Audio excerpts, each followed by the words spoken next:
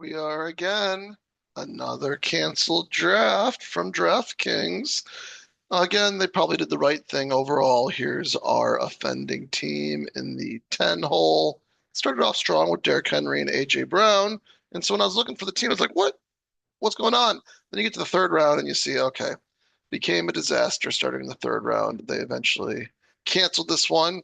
Unfortunately, again, this is for a draft that I can't get into anymore, or not a draft, into a competition that I can't get into anymore, and therefore I'm going to be two down in this one instead of having a full 20-man team or 20 team roster for it.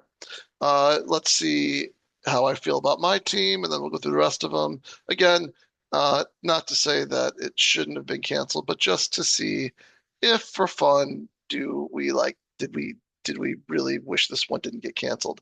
Start off with CD Lamb, a pick or two after ADP, and I don't have a lot of CD Lamb anyways, so nice to see getting him here and losing that share is unfortunate. Getting a falling Christian McCaffrey also, even though everyone was drafted normal in the first two rounds. And so it's unfortunate to lose out on a falling Christian McCaffrey. I'm not taking. I'm torn if I should be taking him or not. Does he rise a lot if he, plays in the preseason? Some people are saying he would. So do we want to get more of him now at a good price? And this is definitely a good price considering his ADP is more like 13, 14, 15 versus 17. We got Marvin Harrison. We took him early, but we took him to, I guess, maybe try to division correlate with Christian McCaffrey. And I think it kind of makes sense considering a lot of these other players are, they're all kind of equal for the most part. Some people really like Devontae Adams or Mike Evans, but I took Harrison. DJ Moore fell back to me. And so um, you can see here I ended up with a Chicago stack and DJ Moore, Rome Odunze.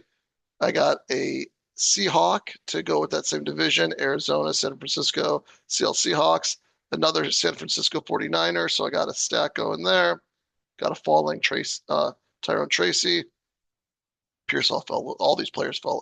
All the players started to fall just a little bit by this point, actually. Makes me wonder if there's another team that was doing something funny. I don't see another one doing things funny. So, but they all kind of fell. I ended up I bypassed Caleb in the eighth. I ended up getting in the ninth to stack with my Bears, and I ended up getting Purdy falling all the way back to me in the 10th to stack with my 49ers. And that's an interesting stack of just McCaffrey and Pearsall right there. I like that. More often than not, I think this is my only stack of Purdy with McCaffrey. The rest of them are with the receivers and tight ends. So kind of unfortunate that I'm missing out on this stack here. I got Swift, who's currently a Bear, to continue with my stack there. I correlated the Packers with the division with Kraft. I got Spears here, just a falling Spears. I have a ton of Spears, so I guess don't feel too bad that I lost out on him. Ton of Harris as well. But I did get these players past ADP, so would rather lose them on ones that I didn't get them past ADP. Cole Kmet to stack with the Bears. So I got a nice Bears stack going right here. I got their three top pass catchers, and right now their top running back, although most people don't expect that to stay. Falling Tillman. This one kind of hurts. Mason at pick 200. This was a smart pick by me to take Mason here. I kind of took him with the unknown of, is it going to be Garendo? Is it going to be Mason? And then when he got traded, you're like, hey, Mason in the 200s is looking really sweet at that point in time. And the Vikings, which would be a central correlation with the Bears. So that's really unfortunate. I lost out on this one here. I got Higbee, another player to go with my 49ers thing. Again, with 49ers, Seattle, 49ers, Seattle, Arizona, and then Los Angeles Rams. And for a really nice three-headed monster at tight end, too. I like this kind of tight end group right here, especially you get a falling Tyler Higbee as your third one. You didn't invest much capital, but you feel like you're going to have something that's really going to hit for the whole year. That's really cool to get that. And not cool that I lost it. Dante Mitchell, and then Marshawn Lloyd, another Green Bay player, again with that NFC North. Overall, I like this team, and unfortunately, I lost it.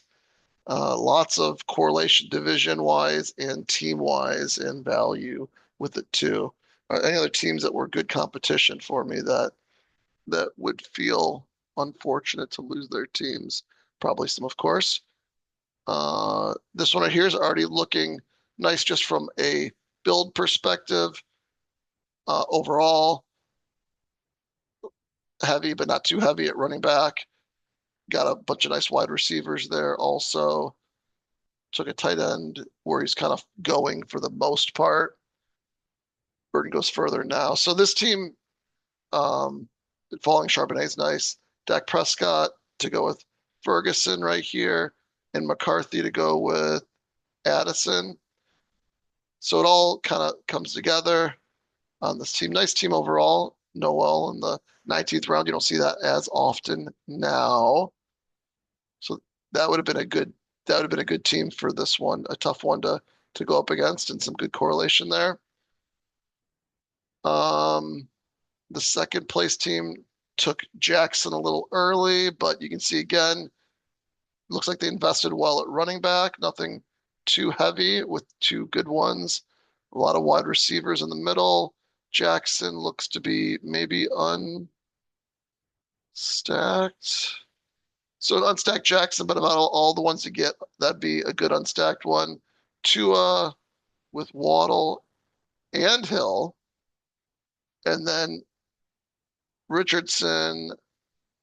I think he might be unstacked too, unless there's like an 80. No, I had him. Yeah, so two unstacked quarterbacks, but two unstacked quarterbacks that can be unstacked with a very nicely stacked um, Miami team. So another nicely built team. Interesting. This one too much at QB, too much at QB overall. So we want to look at those two. This, wow, look at this. Worthy, Rice, Mahomes, Kelsey. So this you don't see that often. So this guy's got to be a little peeved that this happened. A falling London, a falling Higgins, a little bit too. At the time, this was a falling Johnson. Falling Johnson, there you go. Scattaboo, Penix to go with London, and Young to go with Coker, and Sanders. Another nice team. Again, not too much devoted to running back, a good amount devoted to wide receiver. Not too, yeah, another nice. Oh, and then he's got Pitts to go with Penix as well. Another nicely correlated team. 3 out of 5 so far. This one's a little heavy at running back, but that's a good price compared to what Najee goes now. That's a good price on Brown always. It's a bad price on Goddard. I think it's always been a bad price on Goddard. CJ Stroud, not nothing going on there. Sam Darnold, he was at the I mean, he was still, he's showing us Minnesota here, but oh yeah, he's got nope, he's showing us Seattle. Um, so unstacked for the most part for all of his QBs. So we got 3 out of 6 teams are good ones for the most part, I think. Too much running back capital. We just want to look at that one with a lot of at wide receiver as well. Looks like it's kind of uncorrelated capital also for the most part. So 3 out of 5. This is me again. I like my team. Of course, I drafted it, but overall, I think it is closer to these other teams that I've kind of gravitated towards. That's 4 out of the 8 teams. So half the team so far built pretty well. This would have been a tough one to get out of, I think. Um, so far, so good. Goff, an unstacked Goff though, and then Fields and May. So three-headed monster here at QB. Not too much draft capital, but it's not correlated draft capital with any of them. Yeah. None of them are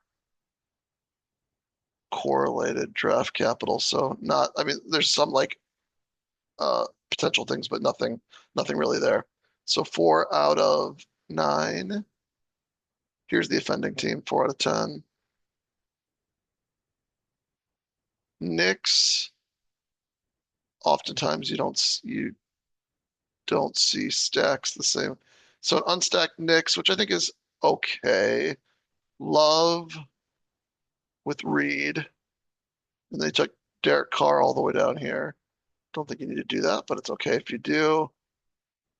And it's stacked with at least Shaheed. And this, oh, Sutton. So he stacked Knicks as well. Lucky him to get there. I guess he took Knicks slightly to make it happen. So, I mean, not great, but still not bad either.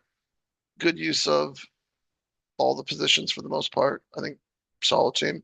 5. He didn't get any great draft value though overall, which you kind of would expect he would, considering the guy here is the one that's the bad drafter. Last team, 2 early tight ends, and he did take 3 in too early. So this one, not the smartest right there. He took, well, that's interesting. I did take three QBs as well, and he did not do the greatest job of stacking them up in any way, and he's really hurting it. Oh, he got some in the middle here, kind of.